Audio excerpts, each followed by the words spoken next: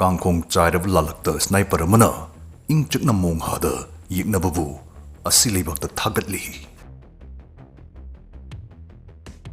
Nason pik pahayvasi sniper magidi, atoy bakulaini. Ngasigi videos dagi kangminasi, mini kang na sniper magi, yam maru ibawa, mga.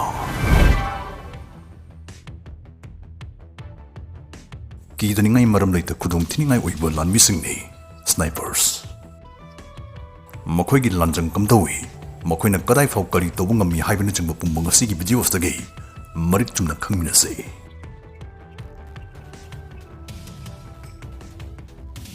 Number 5.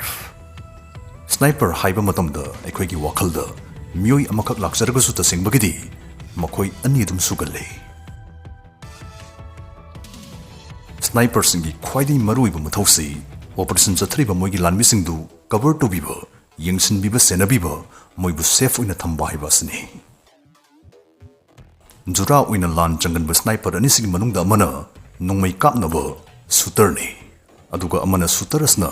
target focus tawduna scope leidana lerimei magi ningnak yingbina ba madi khoi maruina shooter sigi target thibiba target si kyam lapi angka hotpiba sigi athapasi tana nongmai marusna zatpada kari na apanarak pirak piyai adai shooter ni scope adjust tawda pau tingbang binaba yauri bani spotter.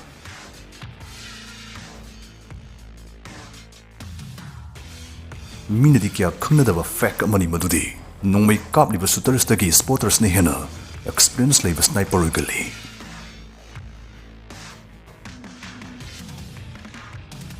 Number 4. Yeknawai sniper singi from thief the sniper signal sound makhol fawbo khulai oina season A. Marathana F amagi matang da khangminasi madudi rupees 8888 aseng masel oina thoibe yawi chance bibe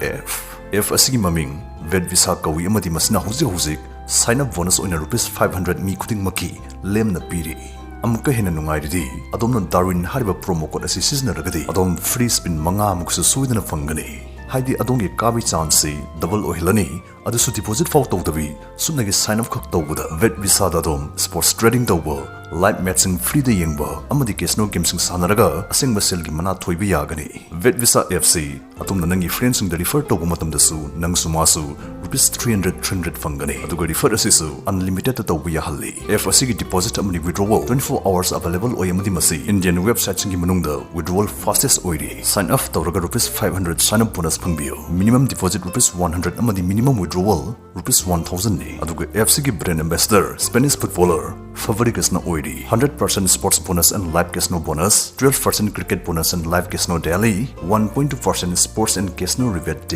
daily rebate and cashback 24/7 hour available support 100% safe and trusted whatever FNI vet visa affiliate program join torok investment tawdabi thagi lakhs lomda tanbasu yagani adunu sign up tawbiu rupees 500 sign up bonus phangbiu promo code Darwin season biraga rupees 8888 thoibagi chances lobi ho. Number 4. Yeknawai sniper singi from thief the sniper signal sound makhol fawbo khulai in the season A. Makhol gi khongjel dagi nongmai marun hena yangi maramsna nongmai ama hek kapthok khibaga nongmai maru amadi kapthok padu thurakhiba makhol gi wave ani sigi athapasi asum hengalai sumdau ba sigi khudong chawa lawraga sniper singna crack bang haina khangnaba technique ama season A. Makhol dai hena yangna pariba nongmai marusna sniper amada power paiki matamda ballistic crack haina khangnaba top makhol ama thuhawe adai moina crack amadi rifle kapta thropa makhol ani gi marki second si masing thihoraga sigi data si yekna sniper du kyam lamna loli haibagi range khangdokpada season A adu hariba sigi technique si meter samni khai gi manung da khag effective oi US Department of Defense ki masamo riba darpana su siga chap manan mathau to bodgumba boomerang haina gaubu device masu moina puthokre masdadi microphone samni computers noinang kasi hotpira kadori bane.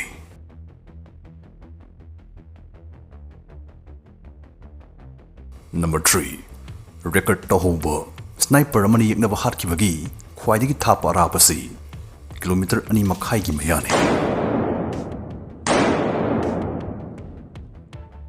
football field amagi songi aroibada nang lepe aduga songi aroibadana mi ama lepe haina khalase mi du nangna kamdongna uba yai haibagi namuna amadongi kokta mami tabira umgane mami sing hak tajakhisano 2009 da British Army gi Corporal of Force amana football field kuntret ke thapda lebi yekna bani hat kribani mile ama makhairom haibatare mi anina team saraga kapa machine gun amana moigi sniper unit na lady batonda rongi maikaida khapthara pada snipers na 338 lapwa magnum rifle ama season raga onthok thap kra pham da yekna bani sei sethakibani panbayai hariba siga thapasmakti magi rifle ski effective range dagi meter chamapan lom helabani kona pathok lubda khangbang amakhi madudi yeknabda pandringi magi nongmai marusi malangda second taruklom pairaga leikhi haiba